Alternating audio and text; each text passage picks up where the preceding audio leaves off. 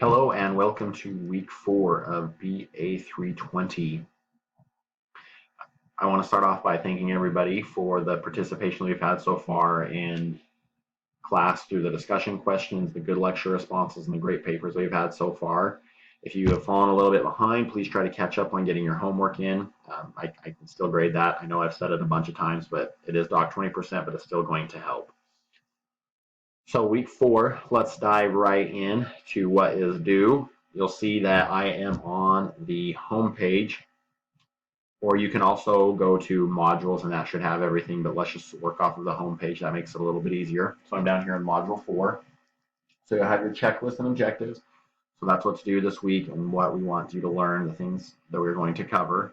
Then you'll have your lectures and your readings. So these are the things that you need to do. So you're going to have your discussion question, your lecture response, final project, and your quiz. So let's start with the discussion question. So the discussion question here talks about the Financial Reform Act of 2010. Some of you might not have any idea what the Financial Reform Act of 2010 is, and if you don't, that is perfectly fine because we are going to study it this week and we are going to learn about it. So the book talks about the Financial Reform Act. You can also Google it and you will find lots of information on it. But I want to turn to is page 20 in the book. The book is the Financial Markets and Institutions 11th edition. On the bottom of page 20 there, it is going to have a section that covers it. So it says on July 21st, President Obama signed the Financial Reform Act, also called the Wall Street Reform Act or Consumer Protection Act. So if you're Googling it, you can look under any of those names if you're trying to do research.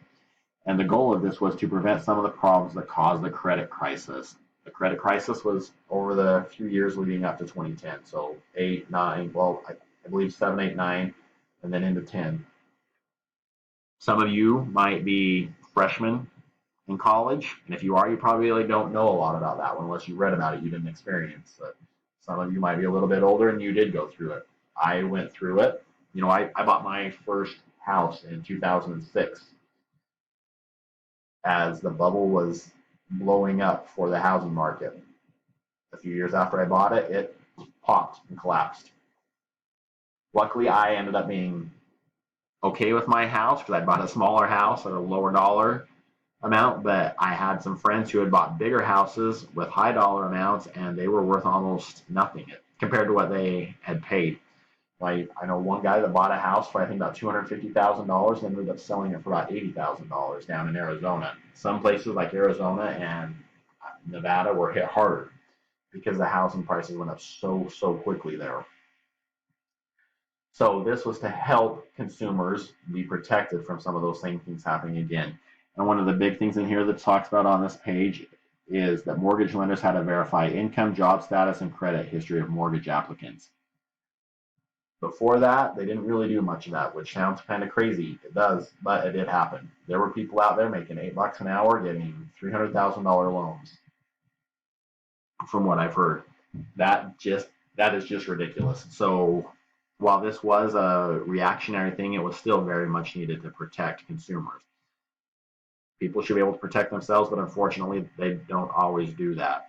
So I think you'll find a lot of interesting stuff as you're going through the Financial Reform Act. There's also a lot of other things in there, which it created some responsibility and for some of these lenders and other different institutions, and then it also helped bring financial stability to this, or to the market. So if your discussion questions, again, get it done by your initial post by Wednesday, 70 to 100 words, 2 responses done by Sunday.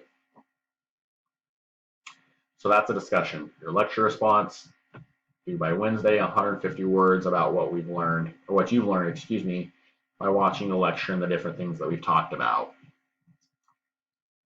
Next, you will have your final project. So as I mentioned in week 1, your final project is a little bit of a bigger project. So hopefully you've at least been thinking of some ideas. But what you're going to want to do in here is it says you're going to design and plan your own financial and investing future. So this is something that will be very, very beneficial to you. We don't necessarily need a huge complex plan to state how you're going to start transitioning from a savings account to mutual funds to bonds to stocks. A whole long timeline that's going to take up 20 or 30 pages, because it easily could take up 20 or 30 pages. But we do need you to at least come out there and get your basics. Go out there and say, this is where I'm at, this is where I want to be, and this is how I'm going to get there. It might be over the next 10 years, and that's all you're going to be able to fit in your 3 to 4 required pages. You might be able to get a lot further than that if you're a very concise writer, but either way, you need to come out there and come out with an investment plan for yourself. And try to make it realistic. This is something that we want you to take away from the class and hopefully be able to use in your personal life. Don't go out there and say, well, I've got $1,000 to invest now, and in 3 years, I want it to make $1 million. I want it to be $1 million. That could happen. Not very easily and not very realistically, but it could happen. People have done that, I'm sure, before.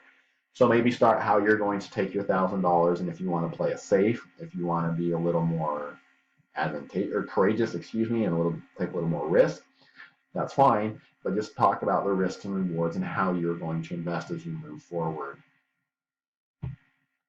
So as it says here, talk about if you're going to use stocks or not, if you're going to use bonds, if you're going to use stock options, if your company.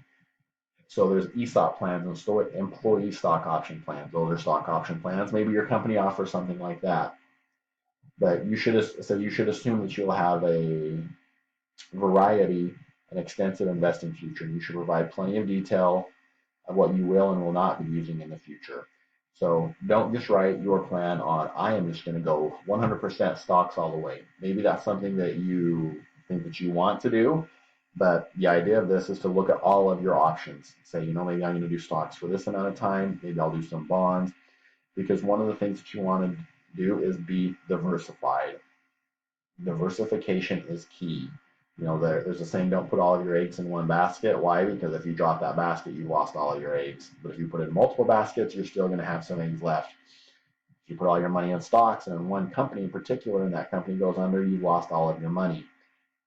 You can Google stories about people that worked for Enron, and they had invested all of their money, their 401k, everything was with Enron. When Enron collapsed overnight, essentially, they lost all of their money. So there were lots of people. There was one guy that taught at the university that I attended that was, I believe he was in his 50s, late 50s, early 60s, worked for Enron, close to retirement, went back to be a professor because Enron collapsed and he lost all of his money. And, it's a sad, sad story. A lot of people are really hurt by that, but it just goes to show how important diversification is. Always try to be diversified. You'll learn about mutual funds. We talked about those a little bit so far in the class, and you read about them. That's a way to diversify, and we'll get into those more as we go forward. But try to have as many options as possible with this.